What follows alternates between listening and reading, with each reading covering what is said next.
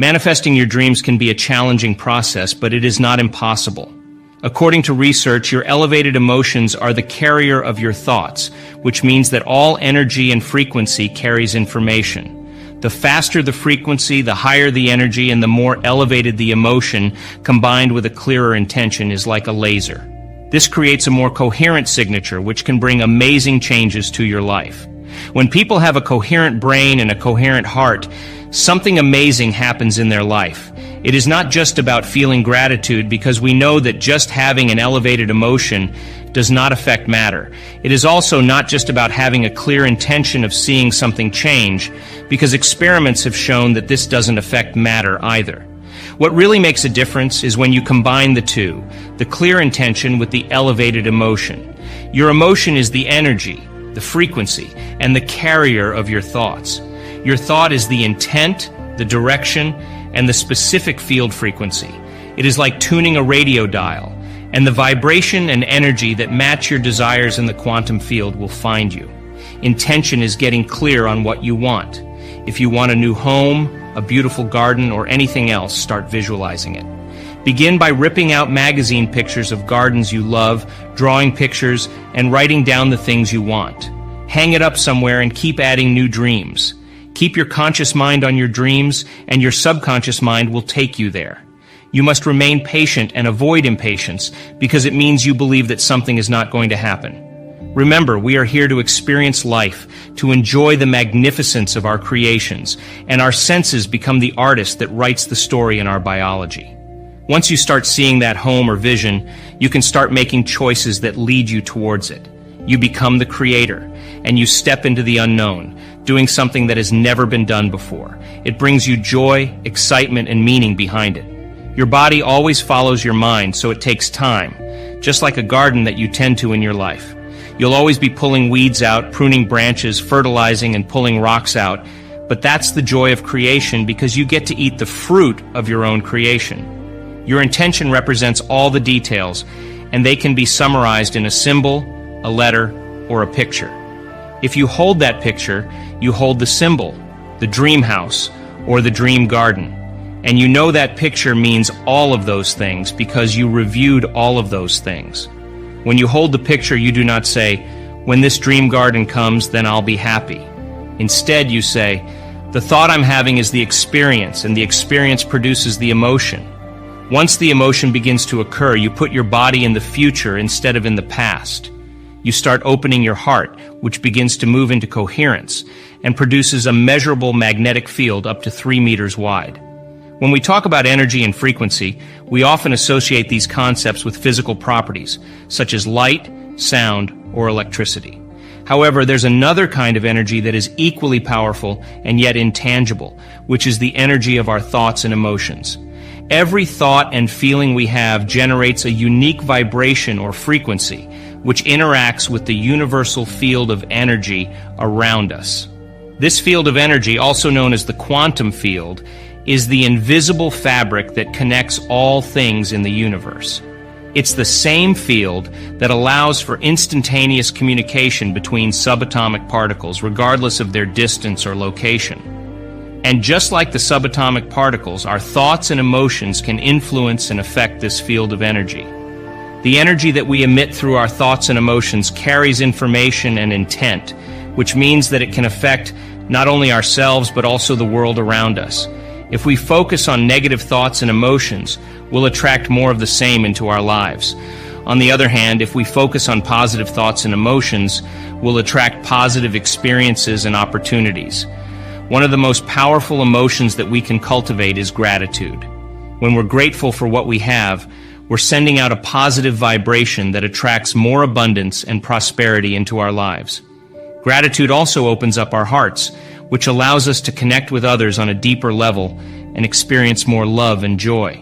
So how can we cultivate a state of gratitude and use it to manifest our desires? The key is to focus on the feeling of gratitude rather than the things that we're grateful for. When we're truly grateful, we feel a sense of expansion and abundance, which is much more powerful than just listing things that we're thankful for. By cultivating this feeling of gratitude, we're also tuning into a specific frequency that is aligned with our desired outcomes.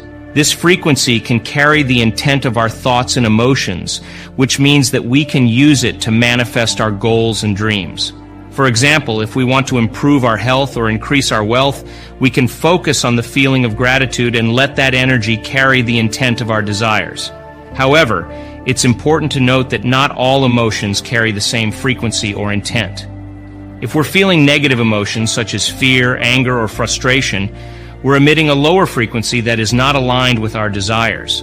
In fact, these emotions can block us from manifesting what we want, as they create resistance and tension in our energy field. Therefore, it's crucial to learn how to self-regulate our emotions and shift our focus back to the feeling of gratitude whenever we feel ourselves slipping into negative patterns. This requires awareness and effort, but it's a skill that can be developed through practice. One way to practice gratitude and self-regulation is through meditation. By meditating on the feeling of gratitude, we can train our minds to focus on the positive aspects of our lives and let go of negative thoughts and emotions. This can help us to stay connected to the energy of our desired outcomes and manifest them more quickly and easily. It's also helpful to surround ourselves with a community of like-minded people who are also focused on positive growth and development. When we're in the presence of others who share our vision and goals, we can amplify our energy and create a supportive and inspiring environment. If we look at the quantum field, thoughts are the electrical charge, while feelings are the magnetic charge. How we think and feel influences every single atom in our lives. When we send out a thought, it sends a signal out into the universe, and the feeling is the magnetic field that draws the event back to us. If we are not in a place of love, whether it's for ourselves or life itself, or if we are reacting with anger, hostility, judgment, or fear, there is no magnetic field for us to draw a loving relationship to us. If we blame someone or a situation for how we feel, we are giving them control over us. It's important to realize that anything that controls how we feel or think makes us a victim. Most people unconsciously respond to their environment, and their emotions are often derived from stress hormones. These emotions cause us to feel separate from our dreams and heighten our senses, making it difficult to see beyond the present threat or danger. We may think positively about the relationship we want, but if we are not drawing the experience back to us, it's because our response to the environment is weakening us, and it's weakening our bodies. This makes us more vulnerable to the conditions around us, including microorganisms. If we want a relationship based on love, we need to practice trading our survival emotions for elevated ones and opening our hearts. This is a skill that requires us to move out of survival mode. Some people may say they can't open their hearts or feel love. However, we need to ask ourselves what we practice feeling, because whatever we practice feeling, we feel most of the time. It could be guilt, but we may not even recognize it because we are so used to it. The stronger the emotions we feel from the problems and conditions in our lives, the more we focus on what's causing them outside of us. When we experience an event that has a strong emotional charge, we may not feel like ourselves, and our alarm system may switch on. It's crucial to recognize that we can control our emotions and reactions by practicing elevating them. Meditation is a powerful tool to cultivate love within ourselves and for others. It's important to remember that love is not just a feeling, it's a choice. We can choose to love ourselves, others, and life itself. When we choose love, we attract more love into our lives. Here are some tips on how to use meditation to cultivate love. Set aside some time every day to meditate. Start with a few minutes and gradually increase the time as you feel comfortable.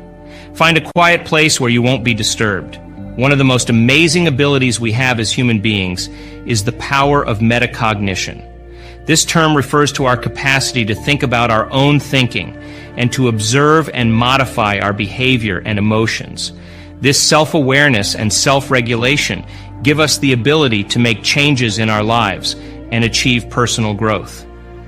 When we become aware of our own thoughts, emotions, and behaviors, we can begin to see patterns that may not be serving us well.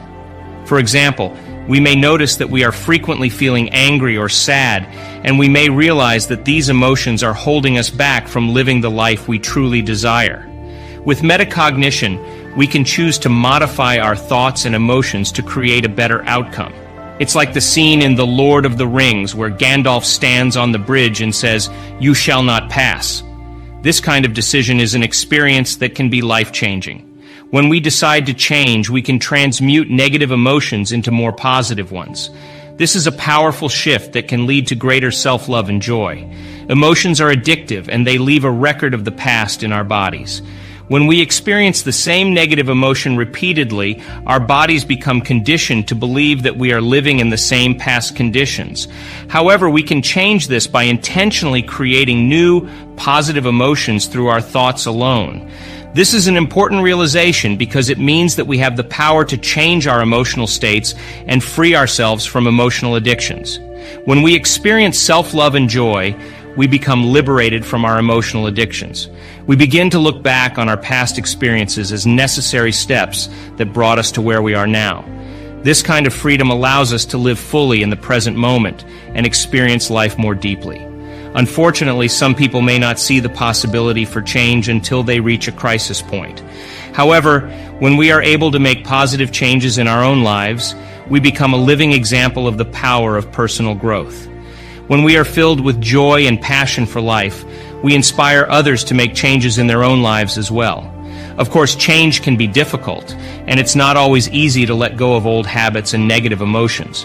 But when we stop talking about making changes and actually begin to take action, we know that we are in the midst of true personal growth. As we become more aware of our own thoughts and behaviors, we can create a more fulfilling life for ourselves and inspire others to do the same. In life, we often encounter people who are stuck in their ways and find it challenging to change. However, if we want to inspire change in others, we must first demonstrate it ourselves. Rather than preaching philosophically, we must showcase a new way of living through our actions and lifestyle. When we wake up each morning and strive to make positive changes in our life, those around us will have one of two choices. They will either become inspired by our changes and seek to make similar ones themselves, or they will be unable to maintain a relationship with us due to the stark contrast between our newfound freedom and their current habits and emotional states. If they choose the latter, they may remain the same for the rest of their lives unless a crisis occurs, forcing them to make a change. Therefore, it is vital for those around us to see us living in a state of joy and freedom, demonstrating it in every aspect of our lives. This is because sooner or later others will start to vibrate at the same frequency as us, thanks to the phenomenon known as entrainment in physics. By being an example, we can influence others to rise up and live better lives without having to lecture or preach to them. If someone in our life is stuck in a pattern of suffering or guilt, it is because they are addicted to that feeling, and they use people and circumstances in their lives to reaffirm that addiction. If we refuse to participate in their addiction by demonstrating joy and freedom, they will have to make a choice. They can either surrender their addiction or remain stuck in their pattern. Therefore, the best thing we can do for them is to stop meeting them on that level and begin to influence them to rise up through our actions, not our words. In life, we always have two choices: to notice others or to ignore them. There is nothing wrong with feeling frustrated or sad. Emotions are not bad. However, our reactions to people or situations in our lives create a refractory period of chemicals, which alters our chemistry. This is because 70% of the time, we live in a state of stress or survival, always on the lookout for danger or threat. This is such a common program that we don't even realize we are doing it. When something appears out of the ordinary, our bodies alert us, and we move into a state of arousal, turning on systems that warn us of possible danger or threats. When this happens, we begin to anticipate outcomes and prepare for the worst-case scenario, creating emotions ahead of the experience. This can manifest as fear, anxiety, worry, sadness, or pain. Therefore, it is important to be mindful of our reactions to people and situations in our lives. Instead of reacting from a place of fear or stress, we should strive to respond calmly and thoughtfully. By doing so, we can create a more positive and peaceful environment around us, inspiring others to do the same. As human beings, we are creatures of habit. We tend to repeat certain patterns of behavior without even realizing it. These patterns can be positive or negative, and they shape the way we view the world around us. In fact, we often become so accustomed to these patterns that they become our default mode of thinking and acting. This is what we call a program. Now, when it comes to men, there is a certain societal expectation that they have to provide for their families, be successful, and be competitive. This can create a lot of pressure and stress, and often leads men to close themselves off emotionally. They feel that they cannot afford to be vulnerable because they need to focus on survival and success. However, in our work, we have seen that when men practice opening their hearts, they experience tremendous benefits. They start to reconnect with their inner child, becoming curious and playful once again. They begin to experience a sense of freedom and wonder, allowing themselves to let go of their inhibitions. And as a result, they start to trust more and open up more. This creates a positive cycle where they become happier and more fulfilled. Of course, opening one's heart is not an easy task. It often requires men to lay down the very thing they have used their whole lives to achieve success. It can be a daunting prospect, but the benefits are tremendous. We have seen men who were suffering from serious heart conditions, unable to take more than a few steps without experiencing chest pain, heal instantaneously. We have also seen men with stage 4 cancer experience a profound shift in their energy and start to release the chemicals necessary for restoring and repairing their bodies. So what exactly happens when men open their hearts? First and foremost, they begin to lead from a different consciousness. They are no longer motivated solely by the desire for success and achievement, but by a deeper sense of purpose and fulfillment. They also become more compassionate and empathetic, which are essential qualities for effective leadership. Unfortunately, there is not a lot of evidence or support in our environment for men to be vulnerable. Society often views vulnerability as a weakness rather than a strength. However, recent research has shown that vulnerability is actually one of the top 5 qualities for a great leader. When men begin to understand this, they start to slowly break down the walls they have built around themselves. Just like a flower blooming, petal by petal, they start to trust a little bit more, opening up more and becoming happier in the process. It is important to note that the joy that men seek does not come from external factors such as success, wealth, or popularity. It comes from within. When men practice opening their hearts, they start to realize this truth.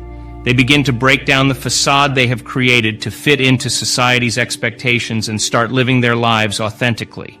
In our work, we give men numerous opportunities to practice and connect with one another. We have found that the heart opens not only when you care for yourself, but also when you care for others. When men give and experience gratitude, they start to become more connected and fulfilled. During our healing sessions, we have found that men often have to be in their hearts to truly connect with others. This may seem indirect and sneaky, but it is an essential part of the healing process. When men allow themselves to be vulnerable and open, they create a space for healing to occur. This healing can be physical, emotional, or spiritual in nature.